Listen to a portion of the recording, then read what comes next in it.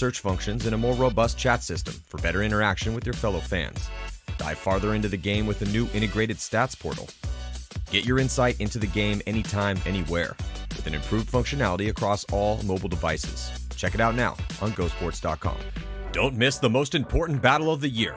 The best paintball teams and players in the world will be fighting for the title at the NXL World Cup, going down in Orlando, Florida, November 7th through the 10th. Broadcast live only on GoSports.com.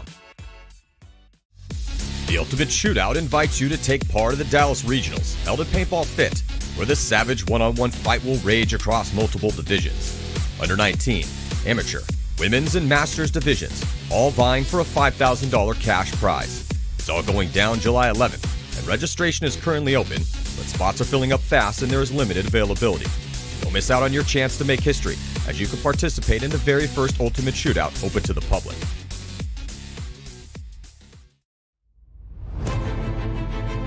Focusing on action sports, Go Sports is a subscription-based online service where you can watch live broadcasts in addition to documentary content for only $9.99 a month.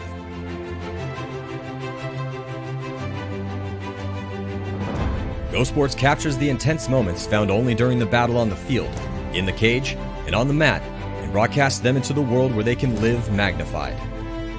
Merging cutting-edge multimedia technology with a focus on narrative storytelling, GoSports.com brings you into the world and lives of the competitors as they chase their defining moments. So sign up now and go watch all these magnified moments on GoSports.com. Welcome to Go Sports Tactics. I'm Matty Marshall. I got Harris Hussein here. You're obviously one of our most colorful guests. He's playing on. He's still playing on. And try to spread this field just a little bit, just to get myself in a better position. Luckily, I was able to dodge it because I got NFL Combine athletic ability, you know what I mean? Now, Fred does a great job. Boom, blind shoots me. Fred thinks that there's no corner, so that's a lack of communication. And hi, Fred. Yep, that's you. Blair, you're out. Stipula got way too greedy. Why would you do that? You did the hardest part. You got into our side, bro. Stay where you are. Stupid, stupid mistake. Dave Haber's still looking for pack shots. Dave, it wasn't there 5 seconds ago. Why would it be there? Who's my next threat? You're in front of me. You are my next threat. Player, you're out. You look stupid. Why? Because you're looking cross for nothing. If you get anything out of this tactics show, it's wide zone control. You cannot let the guy fill out. You got to have outside contain at all times.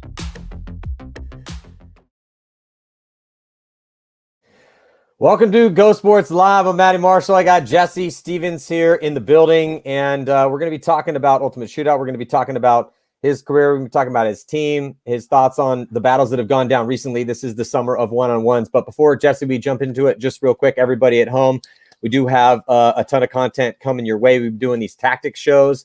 Just got a chance to sit down with Matt Jackson, who won the very first Ultimate Shootout. And he kind of went blow for blow, every single move, every single thought that he had in the final match against Meter Ninios. That one's going to be dropping soon. Also, we got Rodney Squires that on home with Ryan Greenspan.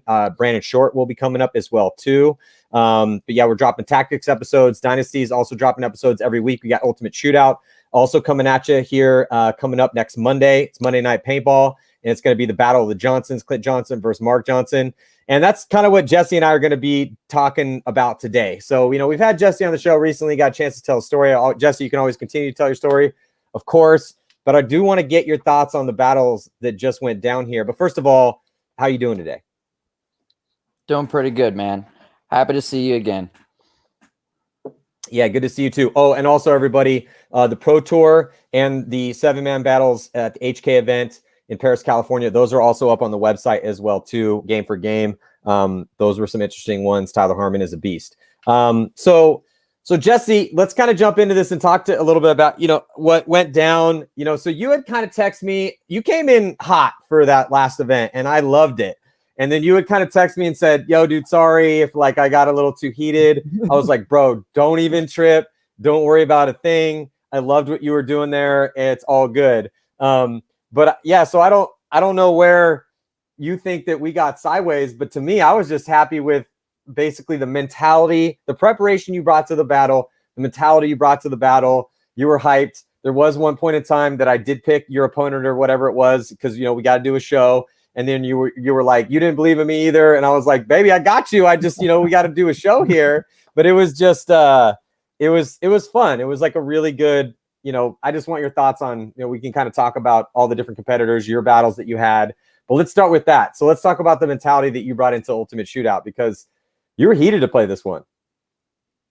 Bro, I mean, we've been just sitting here waiting for paintball to start back up again, and I've had nothing but the Michael Jordan documentary, The Last Dance, to watch for the past several weeks. So I've been on it nonstop, just preparing for this. And I mean, coming into it, it starts off right off the bat with Clint calling me out. So I mean, I had to bring. Well, also, wait, hold on. We bring some fire. We do have to say though, and we do have to say. So everyone knows what happened in one. We aren't quite to the semifinals, for the next one. So, we do know what happened with you and Nate, but we're still waiting to see what happened with you and Clint in event number 2. So even though you and I do know what continues to go on in event number 2, we do have to keep that secret for everybody. So I do want to weigh upon you about what your battle was going to be like in the first one.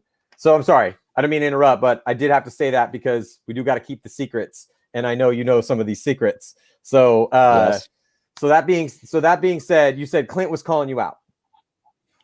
Yeah. So going into the tournament, I mean, it was me and Clint going back and forth, talking a little smack back and forth, creating the hype behind it, kind of WWE style, which I love. But as the weeks went on, no one else's videos kind of came out with them talking smack. So going into it, I'm like, okay, we're basically the main event at this point, so there's no way I can lose this. So I spent the next few weeks just in the shadows, basically just preparing, man, like fucking Rocky, dude. I was all about it though. And I loved it. And I mean, I'm a very tenacious motherfucker when you put me to task. So I was all about it.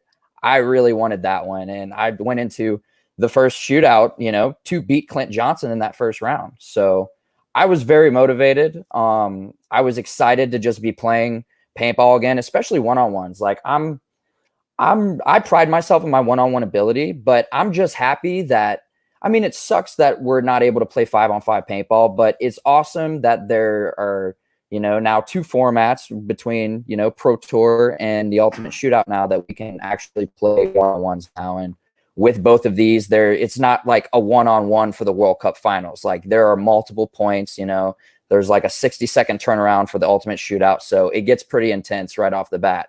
So, but with that, you're kind of allowed to freestyle a little bit and try some stuff. And I really feel like I am a very cerebral player, and it gave me the opportunity to kind of show the world what I have. So I really came into that event ready to prove myself and ready to just, stir the pot, honestly, and just give people the business. And I mean, I really enjoyed it.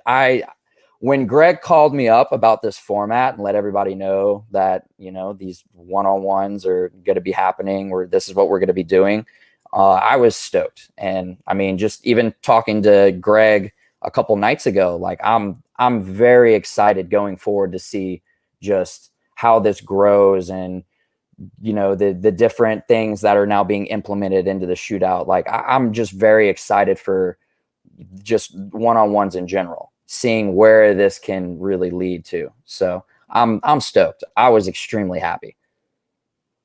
I want to get into some, finer points of discussion about your journey through your battle with Clint, your thoughts on specific elements of the format. But I just thought that it was cool that when I looked at the roster for episode 1 and episode 2, obviously Matt Jackson will be taking a seat. Matt Baginski's getting in there into the arena. So I like that element of it too, that so we're living the pandemic world, man. We can't bring our entire group there and do a live show. We're trying to, create as much content as we can. So we're just doing what we can with what we have. So we were shooting these multiple shows, but I like the fact that you can give rookies and up and coming guys a chance to slot in. We did the same thing to have a chance to prove themselves. You're obviously not one of those guys. You're a pretty well-known commodity at this point in time, having helped San Antonio X Factor win the series championship. And the way that you did that as this like super utility man role, looking identical, almost carbon copy of Archie Montemayor at there with your head, it was just hard to scout. And so, but you cut your teeth on this hyper aggression, the missile for San Antonio X Factor, a guy that's going to play very aggressive, that they know they can put you in a spot, you're going to push forward. Then, coming into playing Clint Johnson, who, when I was looking at the beta test that we did just as like a proof of concept for the Ultimate Shootout, Clint Johnson to me was a dark horse. And so I'd kind of said that in the lead up to that event just because of how good he did look. So when I saw the battle between you and Clint in the prelims, I'm thinking, man, this is going to be a really potential fun one to watch. And sure enough, it was a really close battle, so because styles make fights, styles make gunfights too. And knowing that he loves to push the issue and that you love to push the issue, I knew that would be a hotly contested, fun match to watch and trying to make moves. And so that was a very awesome part of, being able to kind of capture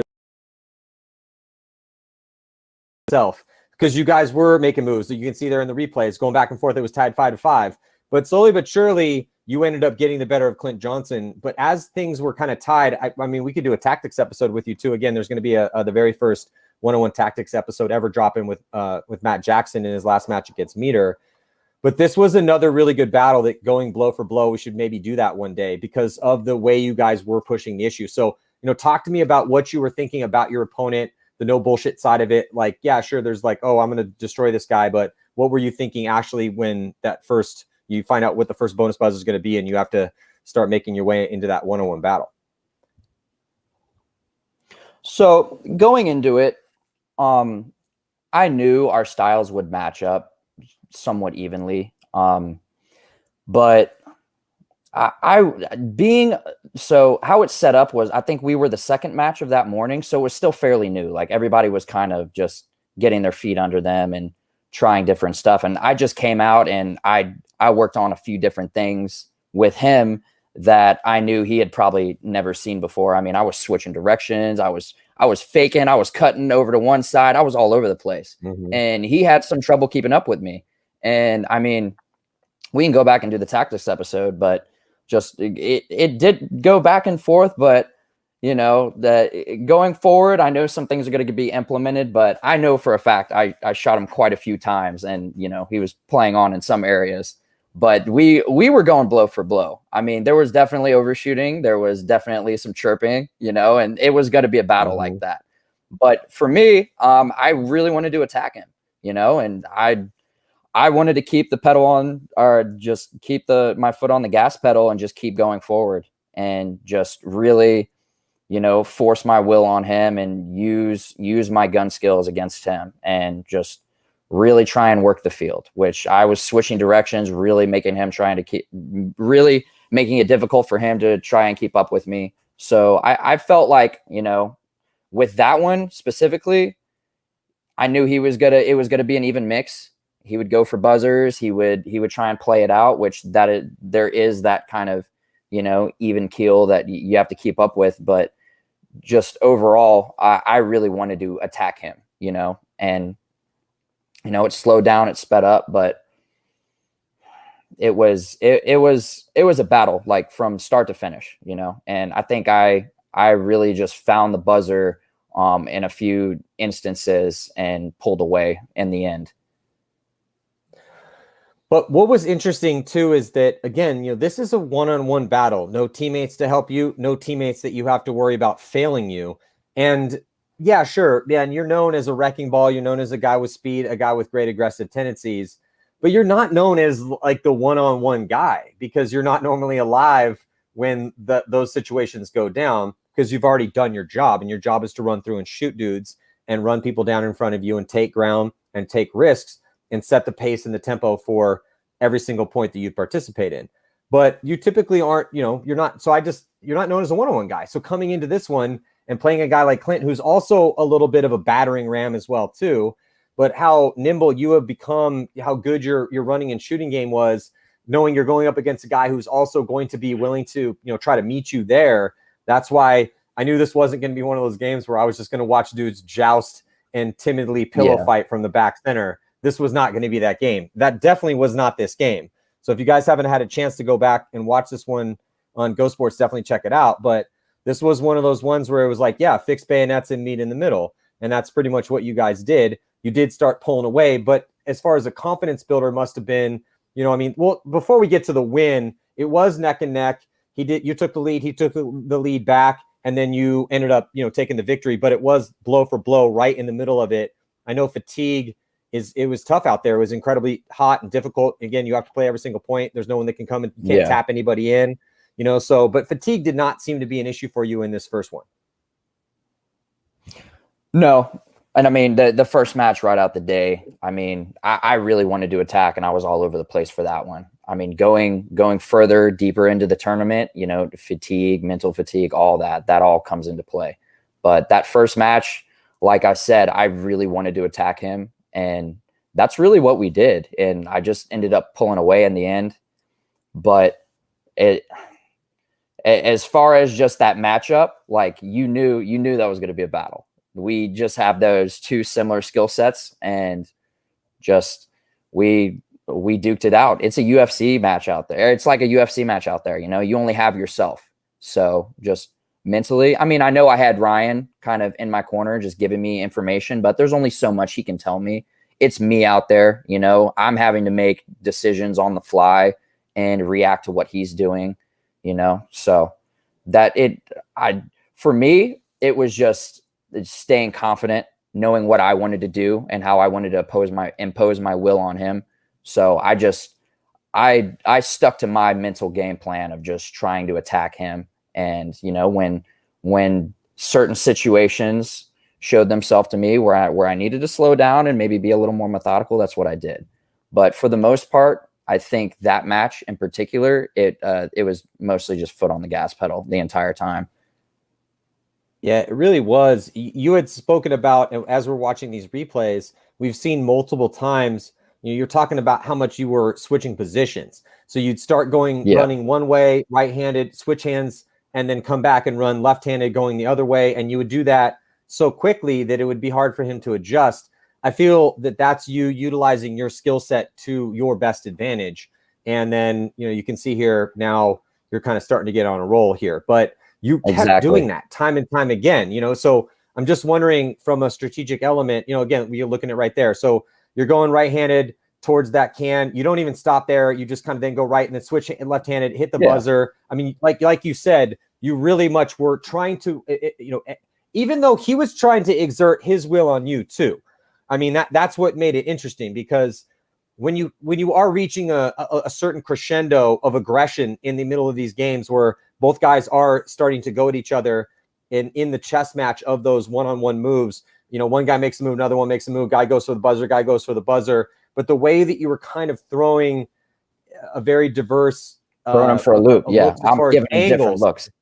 Yeah. So let's talk about that real quick, because, and again, we can go more thorough into that in like a tactics episode. But I just think that when you were watching this game, that was just blatantly apparent that that's what you were trying to do. It ended up starting to, I don't know if it completely confused him, but look, he's playing a little bit more react here as you're running around crazy in the center. And so you guys are going to go trade back and forth, but this was just a nice look at your skill set of running and gunning with accurate shots and being able to throw different looks with those audibles as you're running through. Well, not even really an audible, that might have been planned. But anyway, I want you to speak on that. Well, going on throughout the show, I mean, you heard multiple people who were commentating talk about my gun skills, and it's something I pride myself on. I really do feel that I am one of the elite players in the world when it comes to gun skills, and I work on that. I work very hard on that. And the entire time I'm just thinking, just he can try and do whatever he wants, but I am going to impose my will on him. I am going to just dominate him with my gun skills. And I really supplemented that with just moving around the field, making him have to react one way to me, and then, have to switch directions, match me, do whatever he has to do, and then throw him for a loop by setting up to shoot him, trying to match me in an opposite direction. Then I just, slide to the right, shoot inside, and there he goes. He's running through that lane. There were multiple different things I was doing. And with that match, I ran a little more freely. Like, you look at the other matches, I mean, the Nate match, like I went just with more of a controlled strategy. I tried to use my gun skills more than I just went for the buzzers. But in the Clint match, I mean, I was I tried to keep it an even balance because I knew if I could move around and I could position myself to get the buzzer and maybe catch him looking and win a gunfight, I would take that. But I really just tried to move around and make him kind of react to me because, with the bunkers being a little smaller, I think he tried to play a little more control and keep track of me, and it just kind of played into my favor. But I really worked on my running and shooting, especially practicing a little bit with Archie, practicing a little bit with some of the local guys. Like, I knew with the field with the dimensions being as they were, like in the guns being at 12 balls a second, I could put some accurate running and shooting shots on people moving, just reacting towards me. So like my strategy throughout the event was just it based around my gun skills. And obviously, that's with everyone, but I really tried to run and shoot as much as I could, just transitioning from spot to spot, just trying to shoot them, whether that's moving or in their spot. And I made some really good shots throughout the event, running and shooting.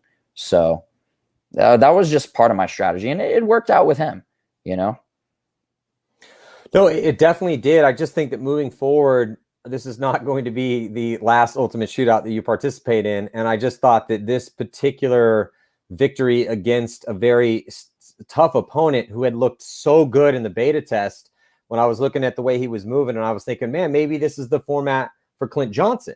Again, that obviously remains to be seen moving forward. But you did defeat him, and this was a big, I thought, like you said, because the experts, all of us that were looking at this, look at these matchups, being like, that's going to be a really good game, man. Like, we got to stick around for this one. So then when you took the win and Meter beat Mark, as you then head into the semifinals to play your teammate, Meter Ninios, who plays a different position you on the same team. He's more of a 2, a guy that's going to start a little bit more in the back, but he came up playing essentially the same role that you play now. He can do that well, but that he beat Mark, who's a little bit of an older dude who went up on him early, and Meter had to come back, but Meter did it with a little bit more tactical, strategic, like stay in the back, win some gunfights. I'm going to do even though we know Meter can be aggressive, but then heading into that one, talk to me a little bit about that matchup. Well, let's talk about what you were thinking heading into that matchup, because what were you Meter, dude, you know him as good as anyone knows. He's you're from the South, from Louisiana, you're from the Lou, but you represent Texas now on the field. But you're just saying, how Meter's going to play. The type of player he's a teammate of yours. So knowing him as well as you do from characteristics of his game standpoint, what were you thinking heading into that match? What did you want to do there? Well, love Meter to death. Phenomenal player, very methodical, scarily similar in so many ways to Ryan Greenspan. But I knew he was going to try and play the backfield a little bit. And when you watch our match, the first, what was it, like 12 or 13 points? I don't know the specific number, but we went back and forth just 1 point to both sides, like just evenly matched. So that was a hard fought battle. And that was just a grinder, just really physically, just taxing. Just going into that match after Clint's match, that was foot on the gas pedal the entire time, like I've said. But going into that match, I knew he was going to play that a little more methodical, so I knew I needed to just play the one-on-one straight up, right, and just slow play it, just kind of take each move just like a chess match, because I knew that's how it was going to be with him. So I was going to have to switch up the style a little bit, and for the majority of that match, that's how it was. It just went back and forth, 1 point to each side. We kind of just stayed pretty even keel, and then I think that momentum switch that everybody's been talking about with the Ultimate Shootout, I think he got on a roll towards the end and was able to pull away, and I was reaching a little more towards the end, because I think after he got on his first kill streak, I just felt like I was in a bad position, and I just started making some mistakes. I made my mistakes going forward, taking the risk, trying to get the buzzer rather than just playing out the one-on-one, trying to get him off the kill streak, which there's so many strategies involved with this. Like the Clint and I's match, I mean, it two very similar styles. So we were kind of just a train wreck, you know, and I love Clint to death. Mm-hmm. We were going to have a great match. And then going into the meter match, I knew it was going to be a lot different. It was going to be, you know, a real methodical chess match. And he was going to try and defend the buzzers. You know, he was going to try and play it from the backfield and really try and be gun dominant from those spots. And like I said, it was back and forth for the majority of that match. And that momentum change came at the end, and he just got on a roll, and I kept going forward, trying to match him, trying to get back in the game, you know, and he ended up pulling away.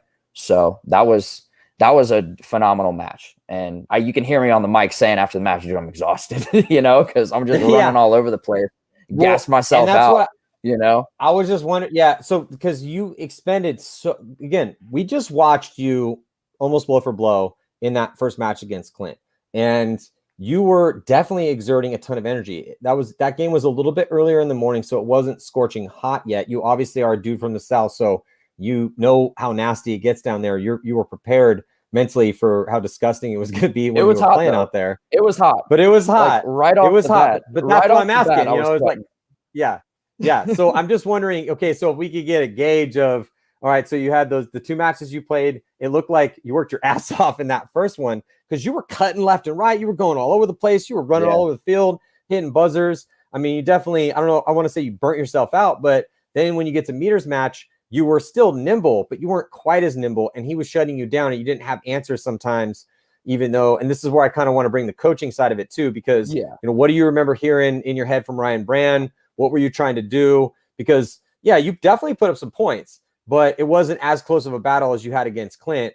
And then Meter went on. He didn't blow you out, but at the same time, I mean, it was definitely a decent win for Meter. Streak, though. But you look tired though. You know what I'm saying? Like towards the end.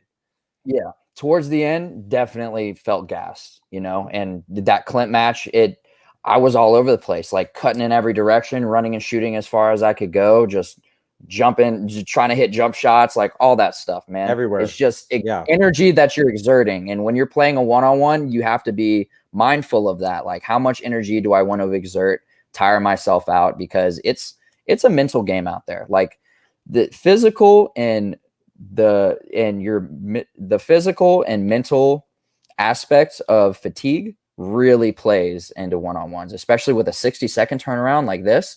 I mean, it's a whole nother ball game out there, and it's just you know, so you have to really make those decisions on the fly, you know, and it was a lot of read and react for me. And we played a slow match for the majority of the Meter and I's match. And then towards the end, you know, it's that fatigue kind of started to creep in, and I got in a bad position. I think he got on his first kill streak, I want to say, and tacked up 4. And then I just tried to go for it, to be honest. I really tried to force the issue. And there were a couple really close ones. I felt like I hit the buzzer on one, or maybe he shot my hand as I was hitting the buzzer. There are a few that were close in there. And I definitely, like, going back and watching it's a learning experience. You know, I've been dissecting all of it, but, you know, I missed some opportunities in that one. I really feel like I was in that match, and just towards the end, it kind of got away from me. But I put myself in that position trying to just risk it for the biscuit, honestly. I was trying to get that buzzer, man. I was trying to get that buzzer to get back in the game, and that wasn't the strategy. You got to play the one-on-one. You got to knock him off. There's no old men to go consult on this anymore. There's no like old people. There's no one you can go and be like, oh, so years ago when you played the Ultimate Shootout and you were triumphant, can you please give me all the secrets and the mystery of the win? No, that's not how the shit works right now. Like, there isn't you're that person now. We're literally creating this as we go. What is the strategy going to be in a race to 20 one-on-one with buzzers and kill streaks and all this new strategy, and everyone's trying to figure it out? Like, nobody really knows that now. So now it's starting to be revealed. We're starting to kind of figure out what can and cannot work. That doesn't mean that what's working now is going to work in the future. Things constantly evolve, but it is just seeing your progression. Yeah. But seeing your progression from, I mean, cause you're dead right, man. You were all over the place in that Clint game. And that was a game that we knew we had two guys that love to push the issue, and they're going to go at each other. But who is going to break first? Mm-hmm. Who is going to be the one with two race cars that's going to be the slightly faster race car? You were that guy in that match against, I think, a badass competitor in Clint Johnson. So you knock out the dark horse in the tournament. You move on. You play Meter now, who had to come from behind against Mark Johnson, and you ended up losing that one. So now then you had to watch on the sidelines as Meter went to play Matt. Before we because I do want to obviously get your thoughts on your battle against Jesse Stevens, against Nate Roberts, which is on the site right now, that you guys can go and check out.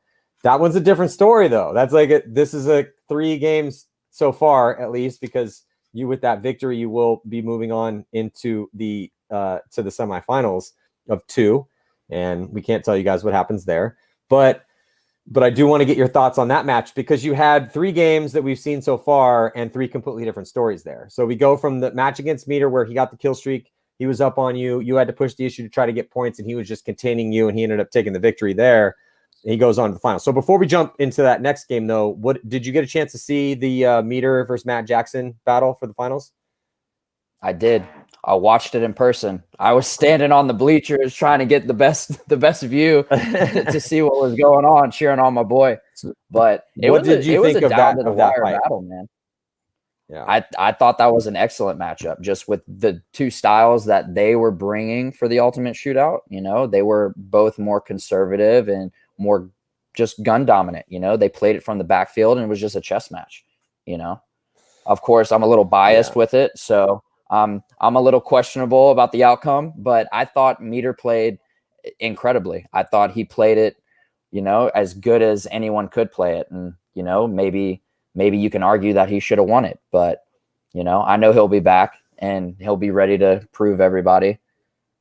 What's up? You could, I know Jesse, you're trying to, no, well, I'm just saying you could legitimately argue me that. So, again, I just did a tactics episode with Matt. You guys will be able to see it soon, but and we went literally every single move through the 9 rounds that game went down before Matt ended up taking the victory. But so Matt ended up getting shot by Meter right away. And then in round 2, they both go for buzzers. But when you go through the replay, Meter definitely hits the buzzer, and he whips his gun up. And as Matt goes to hit the buzzer in the center, which is the bonus buzzer, Meter definitely shoots Matt before he gets to the bonus buzzer. So when the score goes to 5-4, I watched it. Yeah.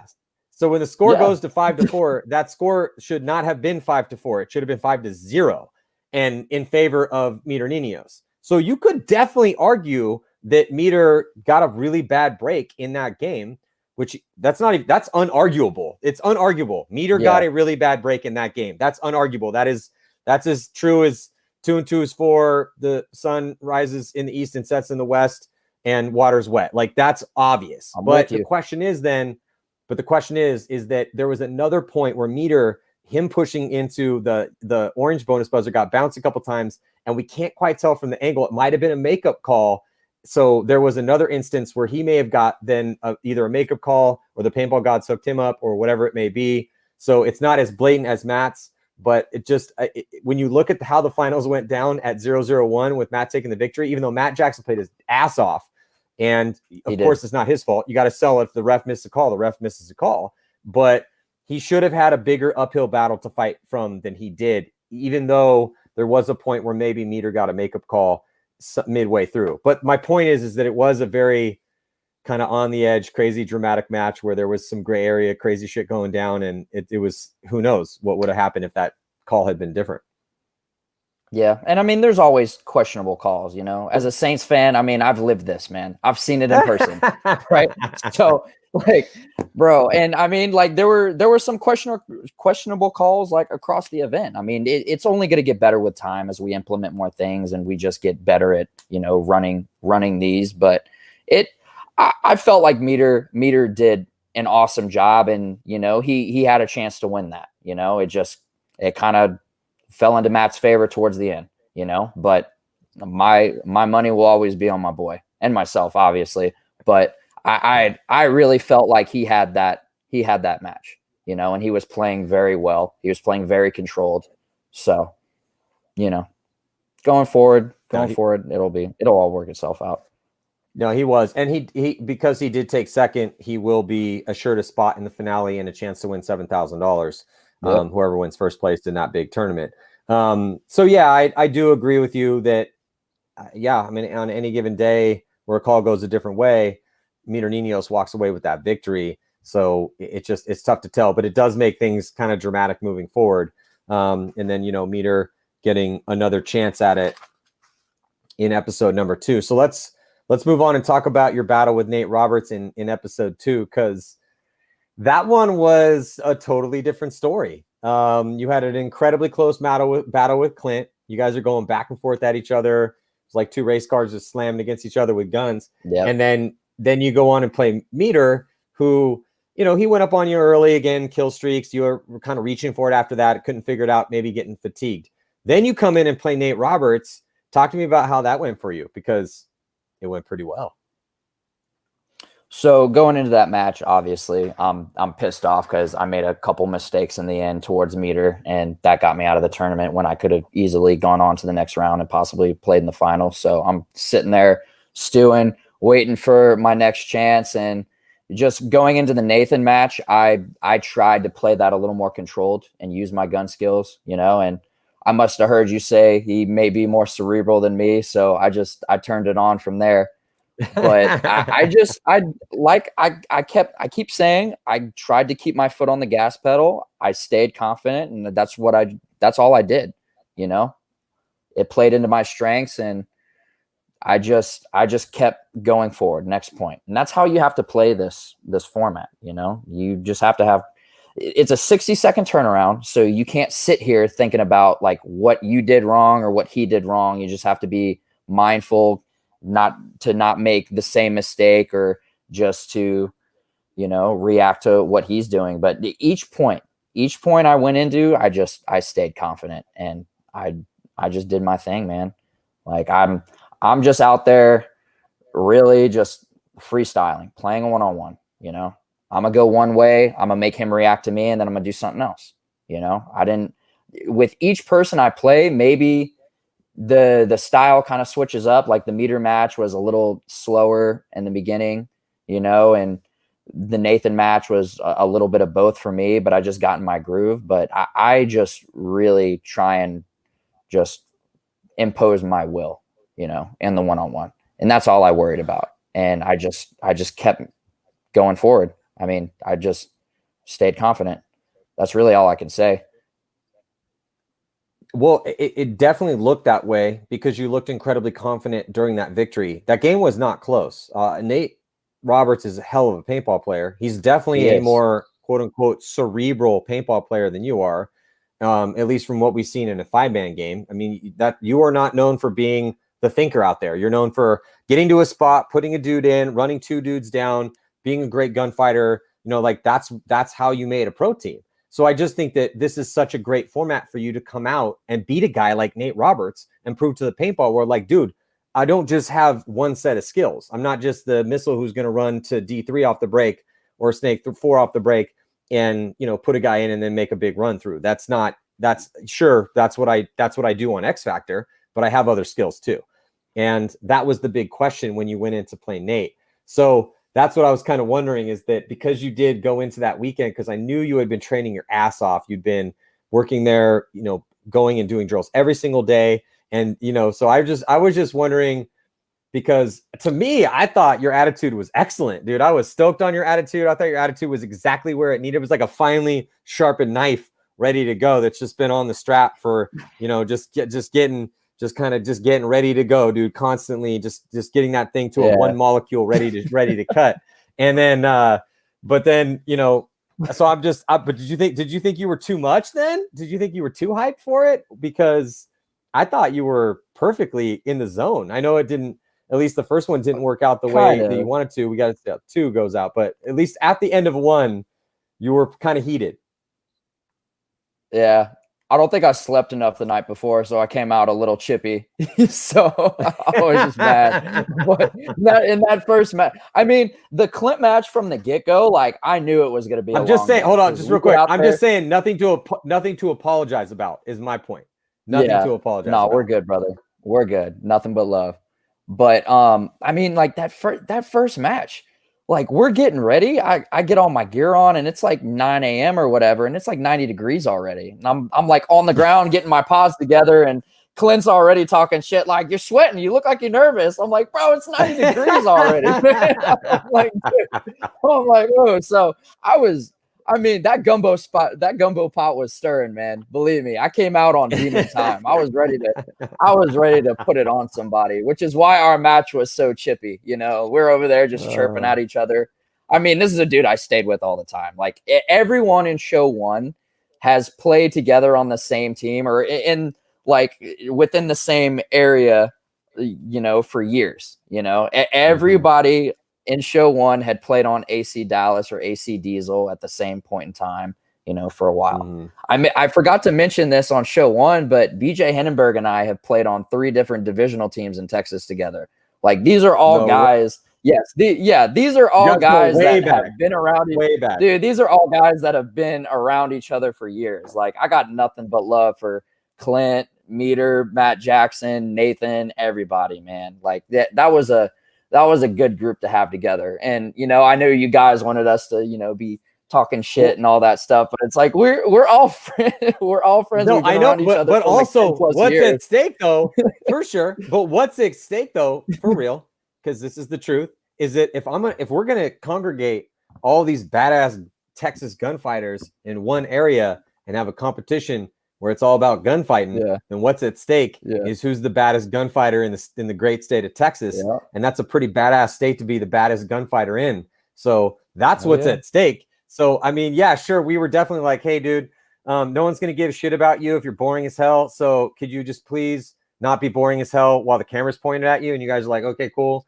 But what is at stake is who's the baddest gunfighter in the state of Texas. And that was, you know, on that in episode 1, it was Matt Jackson. You know, that's why we have competitions. It's like, who's the best baseball player? Who can hit it the farthest? Who's the best soccer player? Blah, whatever. Who's the best boxer? Like, we're going to find out. That's why we have these competitions, because everyone can sit on the sidelines and talk all the shit that they want about how badass they are and how hard they're working for it. But when the competition shows up and we're paying referees to be there and we brought in the tournament paying and we're turning the cameras on and we're building the goddamn stage and we're like, all right, have at it. Who's going to win today? You know, like that's what's at stake. So it was kind of cool that everyone was willing to show the people that showed up. I got to give those dudes respect, because yeah, sure, there's $7,000 at stake at the end of the year. And by winning one of these or getting second, you have a chance to play for that. But that was not what was at stake for episode 1. What was at stake was glory and respect. And so the fact that you rolled up and beat Clint in that first one was, to me, mad respect to you. I mean, hard fought battle for Clint, but then you go on, you know, to the next one, and it was just cool. You know, it was just one of those situations where I was excited about that one. I'm excited for everyone to watch you. Again, we can't tell everyone what happens in episode 2, but it was, even though I've had to drive to Texas now twice in a couple months, I've been very much rewarded for those drives by some cool goddamn paintball battles that we got to see and that everyone at home gets to see.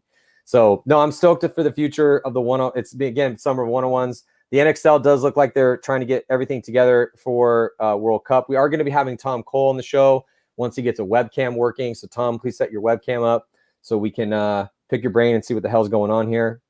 They are going to be trying to run their 10-man event in Chicago. So 10-man will be a thing again. And, you know, God bless Tim Montresor's soul. You know, we should be going to ICC this upcoming weekend, but unfortunately that was canceled with the unfortunate passing of Tim Montresor. We're actually, I'm going to be putting together a memorial show for Tim Montresor. I'm going to want to bring a bunch of different people on from different time periods of his career.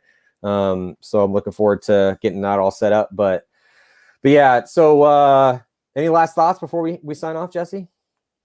Anything you want to talk about before we sign off? Do we miss anything that you really wanted to speak on? No, man, get me in on the next one. I'm already like frothing at the mouth, ready to go. Man, I want to play some one-on-ones.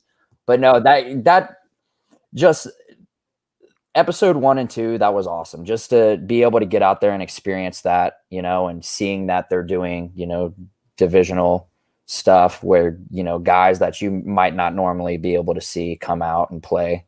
I think just about like 90% of the U19 division from the last show that you did, like they play out at X Factor Paintball Park. So for me, for someone who's, you know, been able to work with a lot of those guys and see them rise to the occasion and go out there and have fun, that meant a lot to me, because I feel like there's a lot of divisional talent in Texas paintball that's up and coming. And these are some guys that you're probably going to see play pro within the next 3-4 years. You know, there's some very talented kids out there who want their shot. So very, very proud to see, you know, guys step up and win and do well, and, you know, can continue to be competitive. And I was just very happy with the product overall. You know, I'm happy that one-on-ones are getting, you know, the spotlight now, and we're able to explore a new format, you know, and tell some stories that might not be able to get told. Absolutely. So that's what we're trying to do. That's what we've been doing, what we're going to continue to do. If you guys are out there and you're a divisional player and you want in, hit me up. You know, we have a battle for you. So we're going to try to get as many people into divisional battles as we can. Obviously, if you impress there, maybe one day you'll be able to play a Jesse Stevens or a Matt Jackson. So that's completely contingent on how good you are at this game. This is a meritocracy. So you keep what you kill. And if you show up and you do incredibly well, then you could end up on the main show. And maybe, you know, we'll have you on the show one of these days, be telling your stories. But it's up to you. So again, if you want a battle, we have a battle for you at the Ultimate Shootout. But yeah, and again, we got tons of content coming at you guys. At home with Dynasty. Next one's going to be Rodney Squires. We got Brandon Short after that. We have the Tactics episode dropping with Matt Jackson. We have the next Ultimate Shootout dropping this Monday. It's Monday Night Paintballs with the Battle of the Jacksons. So it's and then also the 7 Series and the Pro Tour as well too, up on the website right now. So anyway, Jesse, thank you so much for sitting down with me. Really appreciate it. I thought it was a good look for you, man. And you know, they don't know what you did at 2. But I just think that the future is incredibly bright for you. Obviously, in the 5-man format, you've already proven that for yourself. You have a big, long, probably very successful career in front of you since you're still so young.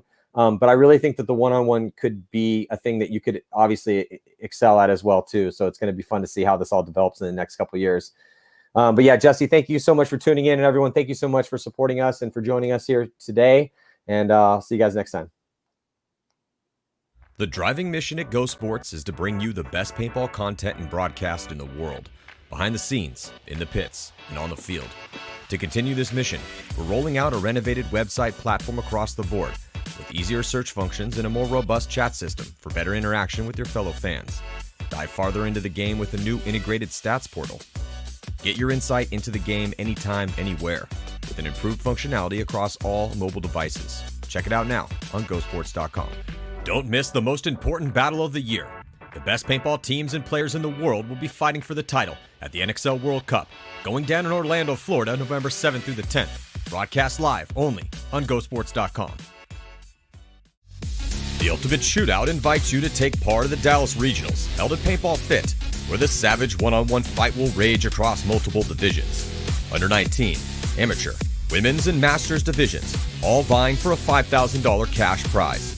It's all going down July 11th, and registration is currently open, but spots are filling up fast and there is limited availability.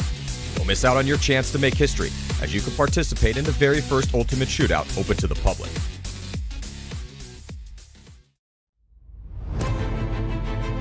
Focusing on action sports, Go Sports is a subscription-based online service where you can watch live broadcasts in addition to documentary content for only $9.99 a month.